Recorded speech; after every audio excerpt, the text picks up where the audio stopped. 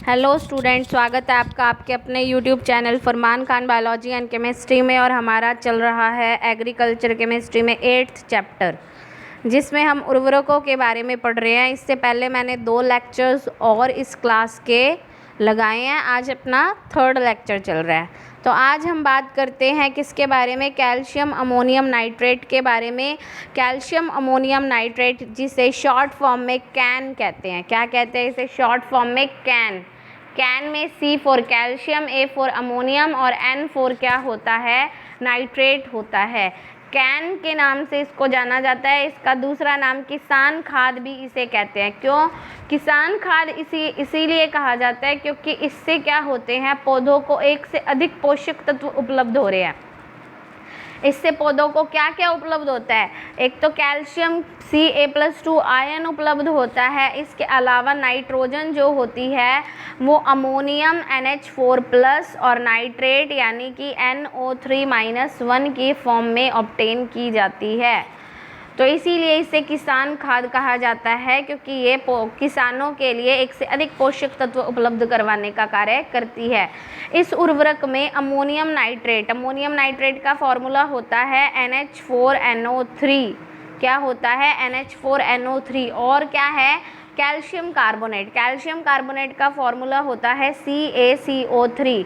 Calcium carbonate CaCO3 को कहते हैं। तो इस उर्वरक में अमोनियम नाइट्रेट और कैल्शियम कार्बोनेट संयुक्त रूप से पाए जाते हैं। इसका उत्पादन कहाँ होता है? नांगल, पंजाब में होता है। हमें हर उर्वरक का संगठन ज़रूर याद रखना है, क्योंकि पेपर में क्वेश्चन पूछा जाता है संगठन के ऊपर। तो ये जो संगठन है वो क्या है? इसमें नमी की मात्रा 1% पाई जाती है। कुल अमोनिकल और नाइट्रेट नाइट्रोजन टोटल कितनी होती है? टोटल होती है 25%। कितनी होती है? 25%, जिसमें से 12.5% जो होती है वो नाइट्रोजन पाई जाती है अमोनियम के रूप में। 12.5% नाइट्रोजन जो है अमोनियम नाइट्रोजन पाई जाती है, और 12.5% कौन सी? नाइट्रोजन पाई जाती है। कौन सी पाई जाती है? नाइट्रोजन पाई जाती है। तो नाइट्रेट का फॉर्मूला होता है NO3-1। टोटल कितनी हो गई? 12.5 और 12.5 25% हो गई। अब अगर हम बात करें किसके गुण के बारे में, तो ये उर्वरक उदासीन प्रकृति का होता है। क्यों होता है उदासीन प्रकृति का? इसमें मैंने तुम्हें बताया था कि जो NH4+ होता है उसका उर्वरक का अम्लीय प्रभाव पड़ता होता है, और जो नाइट्रेट उर्वरक होता है उसका कौन सा प्रभाव पड़ता होता है? उसका क्षारीय प्रभाव पड़ता होता है। अम्लीय और क्षारीय दोनों प्रभाव होने के कारण ये दोनों एक दूसरे को क्या कर देते हैं?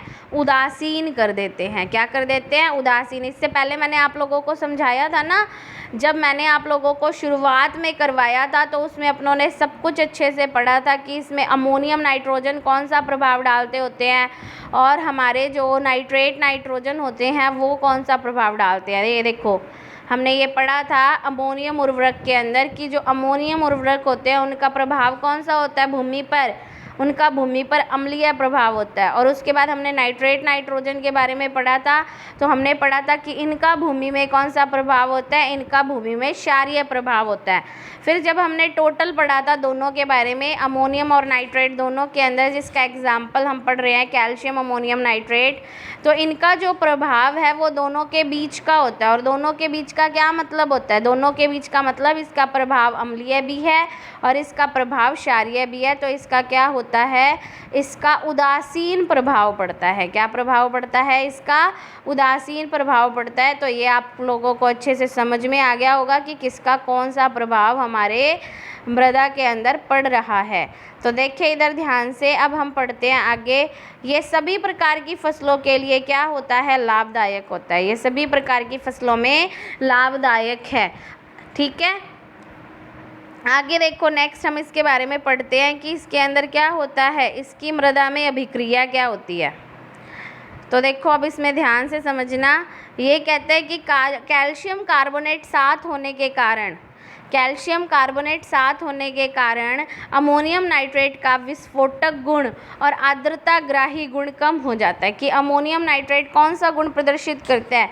अमोनियम नाइट्रेट विस्फोटक गुण प्रदर्शित करता है, इसीलिए उनका विस्फोटक पटाखे बनाने के अंदर उनका इस्तेमाल किया जाता है। ठीक है, लेकिन कैल्शियम कार्बोनेट के साथ होने की वजह से एक तो इसके विस्फोटक गुण में कमी आ जाती है और एक इसके आर्द्रताग्राही यानी नमी को ग्रहण करने के गुण में भी कमी आती है।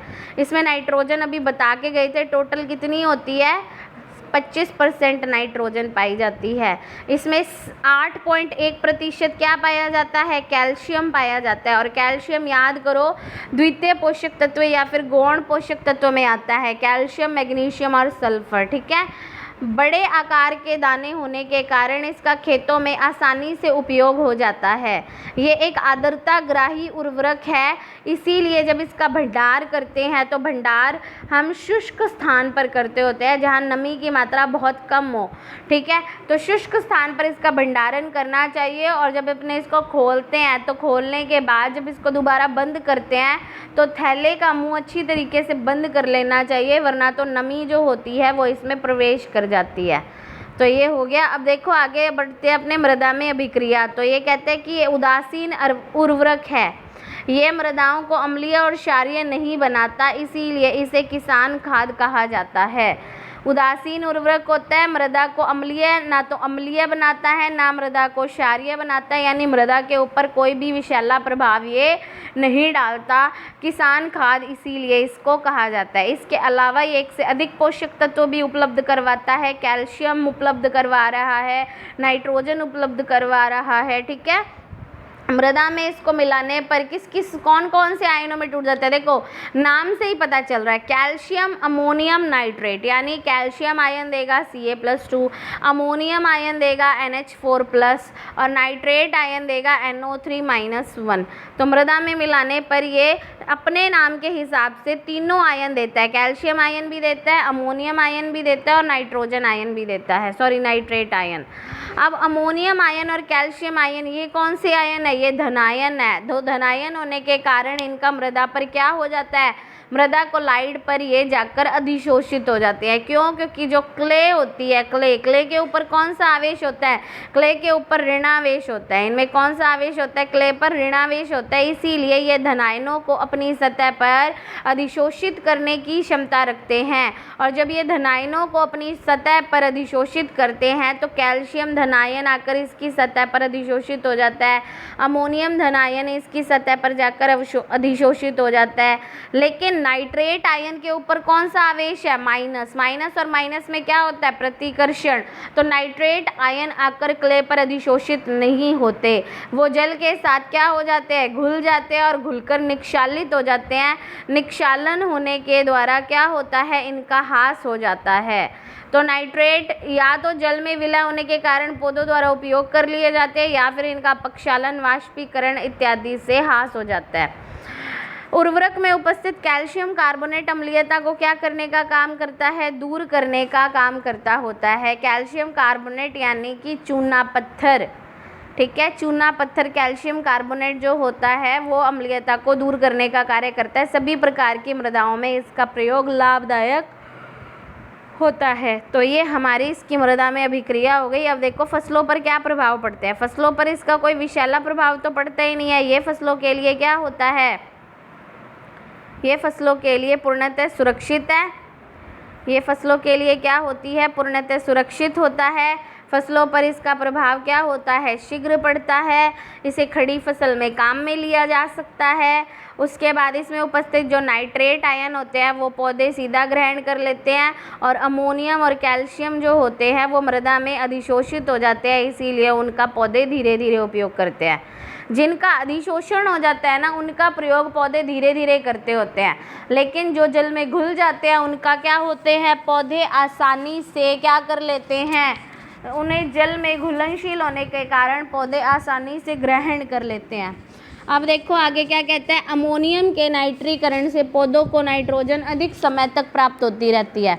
अमोनियम का जब नाइट्रीकरण होता है तो देखो ध्यान से, अमोनियम मैंने बताया था पहले किस में बदलती है, अमोनियम पहले बदलती है नाइट्राइट में, फिर बदलती है नाइट्रेट में। अमोनियम पहले नाइट्राइट में बदलती है नाइट्रोसोमोनास की उपस्थिति में, और नाइट्राइट फिर नाइट्रेट में बदलता है किसकी, नाइट्रोबैक्टर की उपस्थिति में। तो इस तरीके से अमोनियम का धीरे धीरे नाइट्रीकरण होता है और धीरे धीरे इससे नाइट्रोजन लंबे समय तक प्राप्त होती रहती है। इसे खड़ी फसल में बिखेर कर इसका उपयोग किया जा सकता है। तो ये हमारा क्या हो गया, ये हमारा कैन के बारे में हमने पढ़ा। चारों चीज़ें पूछी जाती है, 4 नंबर का क्वेश्चन पूछा जाता है, उसमें तुम्हारा संगठन आता है, उसका क्या आता है, उसका संगठन आने के बाद उसके गुण पूछे जाते हैं, उसकी फसलों में अभिक्रिया पूछी जाती है, मृदा पर प्रभाव पूछा जाता है, उसके बाद मृदा में अभिक्रिया पूछी जाती है और फसलों पे प्रभाव पूछा जाता है। ठीक है, अब देखो अमोनियम सल्फेट के बारे में हम बात करते हैं। अमोनियम सल्फेट यूरिया के बाद सबसे ज़्यादा इस्तेमाल किया जाने वाला, किसके लिए, नाइट्रोजन के लिए सबसे ज़्यादा इस्तेमाल किया जाने वाला उर्वरक है। इसका रासायनिक सूत्र NH4 की ट्वाइस SO4 होता है। इसमें NH4+ आयन उपस्थित है और SO4- आयन उपस्थित है। अब हमें खुद ही पता है कि भाई इसमें अमोनियम आयन है, तो इसका प्रभाव कौन सा होगा, इसका प्रभाव अम्लीय होगा। कौन सा प्रभाव होगा, इसका अम्लीय प्रभाव होगा।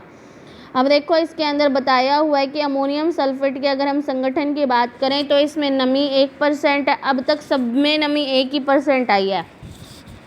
अमोनियम के रूप में नाइट्रोजन कितनी % है, इसमें 20.60% है। उसके बाद स्वतंत्र अम्ल SO4 होता है ना, इसमें NH4 की ट्वाइस SO4, तो SO4 आगे क्या बना लेता है, H2SO4 बनाता है। तो इसमें स्वतंत्र अम्ल किसके रूप में, H2SO4 के रूप में कितना पाया जाता है, 0.025%। आर्सेनिक भी पाया जाता है। आर्सेनिक सूक्ष्म पोषक तत्व है, और तुम्हें मैंने बताया था कि भाई सूक्ष्म पोषक तत्व जो होते हैं वो बहुत कम मात्रा में पौधों को चाहिए होते हैं। अगर इनकी ज़्यादा मात्रा पौधों को प्राप्त हो जाए तो ये पौधों पर विषैला प्रभाव डालने लगते हैं। अगर हम बात करें गुण की, तो ये सफ़ेद रवेदार पदार्थ होता है, जल में घुलनशील होता है, वायुमंडल से बहुत कम नमी अवशोषित कर पाता है, और इसमें 20.6% नाइट्रोजन पाई जाती है। उसके बाद अगर हम इसकी मृदा में अभिक्रिया बात करें तो सबसे पहले मैंने तुम्हें बताया था कि क्या होता है, ये 2 आयनों में टूट जाएगा। पहले तो ये अमोनियम और सल्फेट आयनों में टूट जाएगा। अमोनियम यानी NH4+ आयन और सल्फेट यानी SO4- आयन। मृदा में डालने पर ये फटाफट से अपने आयनों में टूट जाता है। ये दिया हुआ है कि अमोनियम सल्फेट को जब तोड़ा NH4 के ट्वाइस SO4 को, तो 2 NH4+ आयन प्राप्त होते हैं, और एक तो क्या प्राप्त होता है, एक SO4- आयन प्राप्त होता है। क्या प्राप्त होता है, एक SO4- आयन।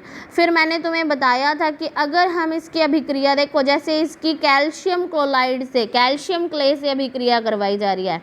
क्ले के ऊपर जब कौन से आयन प्रेजेंट होते हैं, कैल्शियम आयन प्रेजेंट होते हैं, तो उसे कैल्शियम क्ले कहा जाता है। ठीक है, तो कैल्शियम क्ले की अभिक्रिया किससे करवाई गई है, अमोनियम सल्फेट के साथ करवाई गई है। तो ये तो टूट जाएगा किस किस में, NH4+ के कितने आयन बनेंगे, 2 आयन।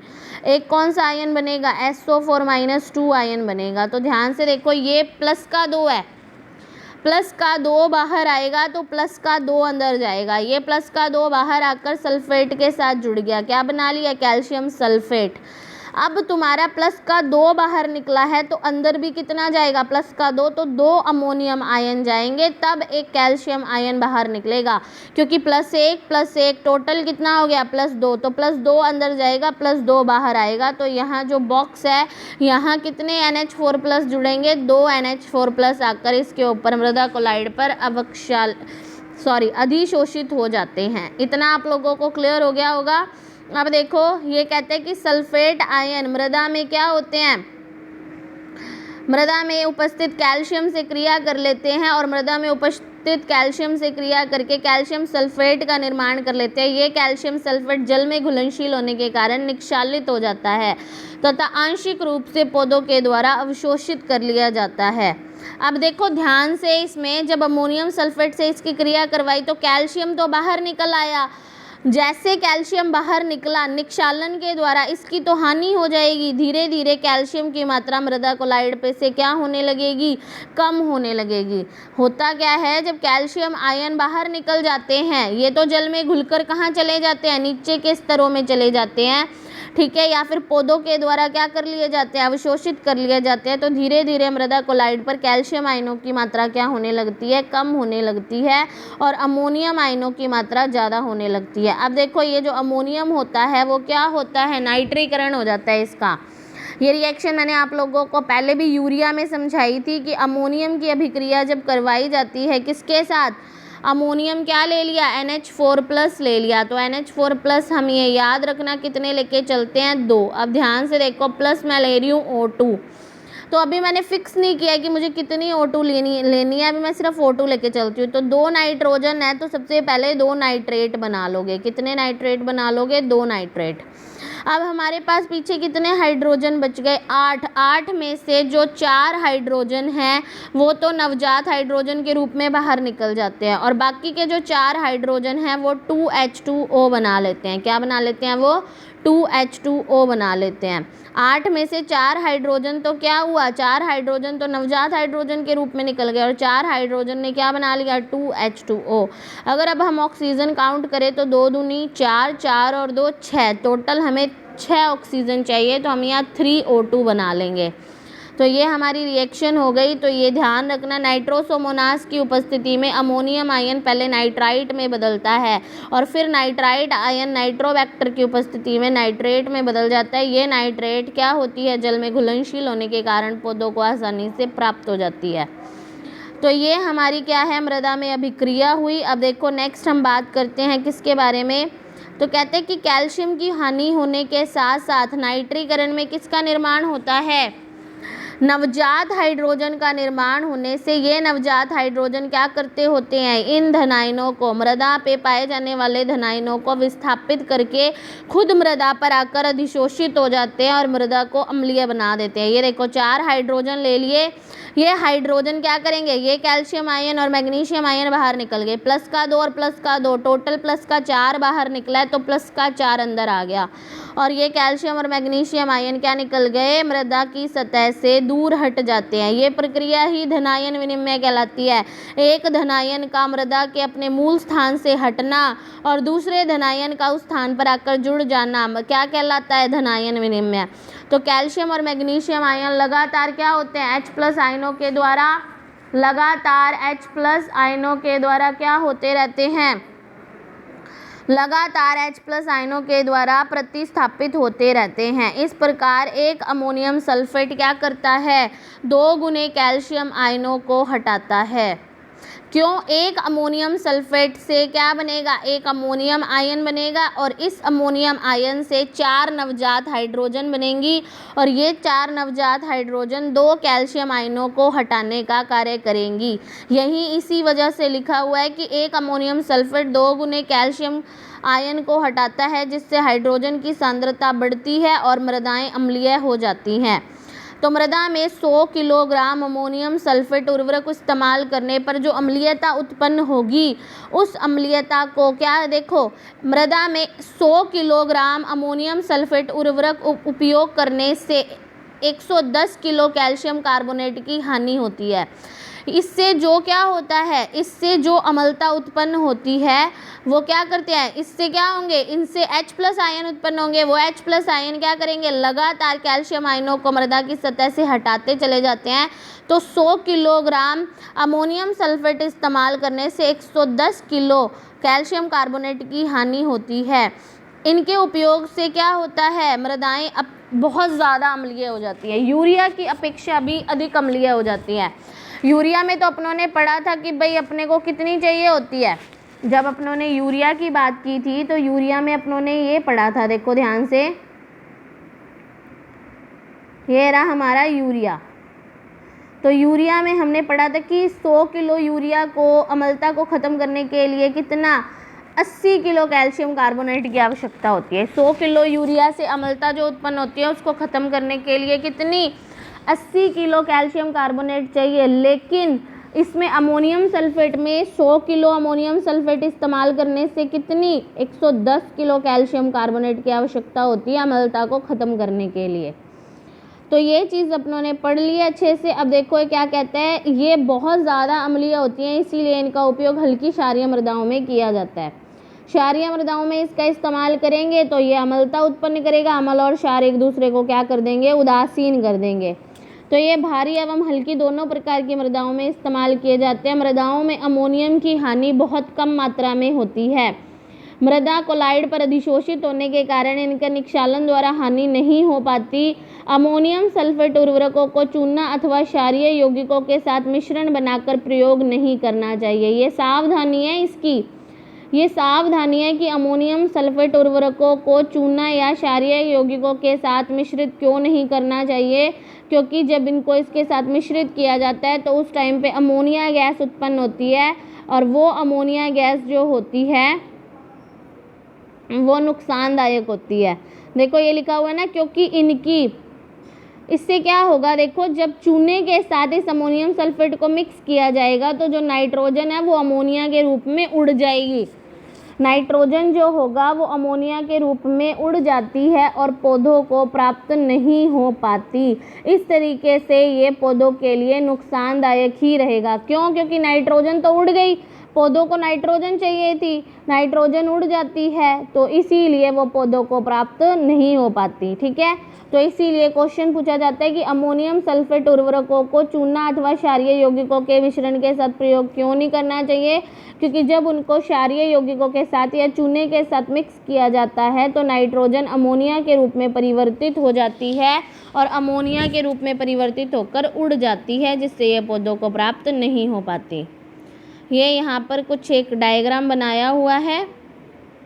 अब देखो नीचे क्या है, फसलों पर अगर हम प्रभाव की बात करें इसकी, तो धान की फसलों के लिए अमोनियम सबसे ज़्यादा क्या होता है, उत्तम उर्वरक का कार्य करता है। धान की फसलों में नाइट्रोजन को अमोनियम उर्वरक के रूप में ग्रहण किया जाता है, इसीलिए ये धान की फसलों के लिए सर्वोत्तम है। अमोनियम आयनों का निक्षालन द्वारा हानि नहीं होती है, लेकिन जब इनका नाइट्रीकरण हो जाता है और ये किस में बदल जाते हैं, नाइट्रेट में बदल जाते हैं, तो ये फसलों को आसानी से ग्रहण कर लिए जाते हैं फसलों के द्वारा। ठीक है, ये सभी प्रकार की फसलों हेतु उपयोगी हैं। ये कहते हैं कि इसका खड़ी फसल में छिटक कर उपयोग किया जाता है। इसमें 20.6% नाइट्रोजन होने के साथ साथ 24% गंधक होने से ये फलीदार फसलों हेतु आवश्यक पोषक तत्व उपलब्ध करवाता है। गंधक क्या करता होता है, जड़ों की ग्रंथियों के विकास में सहायक होता है। प्याज, लहसुन, सरसों की फसल में गंधक की आवश्यकता होती है। जल में घुलनशील एवं शीघ्र सक्रिय होने के कारण ये फसलों को नाइट्रोजन शीघ्रता से प्राप्त हो जाती है। तो ये हमने आज दो उर्वरकों के बारे में पढ़ा, एक तो हमने कैन के बारे में पढ़ा और एक हमने अमोनियम सल्फेट के बारे में पढ़ा। कैन का प्रभाव उदासीन होता है मृदा पे और अमोनियम सल्फेट का प्रभाव क्या होता है, मृदा पे अम्लीय प्रभाव होता है। ठीक है, इसीलिए इसका क्षारीय मृदाओं में ज़्यादातर इस्तेमाल किया जाता है, जबकि कैन का किसी भी प्रकार की मृदा में इस्तेमाल किया जा सकता है। आगे हम डाई अमोनियम फास्फेट के बारे में पढ़ेंगे, जिसे हम DAP के नाम से भी जानते हैं। तो सारे उर्वरक इम्पॉर्टेंट हैं, आप अच्छे से इनको समझ लेना, आपको बीच में एक भी पॉइंट नहीं छोड़ना है। आपको चारों के चारों पॉइंट करने हैं, संगठन, फिर उसके बाद गुण, उसके बाद अपने पढ़ेंगे कि इसकी फसलों में कैसे प्रभाव पड़ता है और मृदा में कैसे कैसे अभिक्रियाएं होती हैं। तो ये 4 नंबर का क्वेश्चन आता है, इसको आप इसीलिए अच्छे से पढ़ लेना, अच्छे से याद कर लेना। अगर आपको वीडियो पसंद आई हो तो आप वीडियो को लाइक ज़रूर कर दें और कमेंट में हमें ज़रूर बताएं कि आपको हमारी वीडियो कैसी लग रही है, पसंद आ रही है, या आपको हमसे कोई भी अगर बात शेयर करनी है तो आप कमेंट बॉक्स में हमें बात शेयर कर सकते हैं, हम आपकी बात पर ज़रूर ध्यान देंगे। तो चैनल को सब्सक्राइब ज़रूर कर लें अगर आप इस चैनल पर नए हैं। धन्यवाद।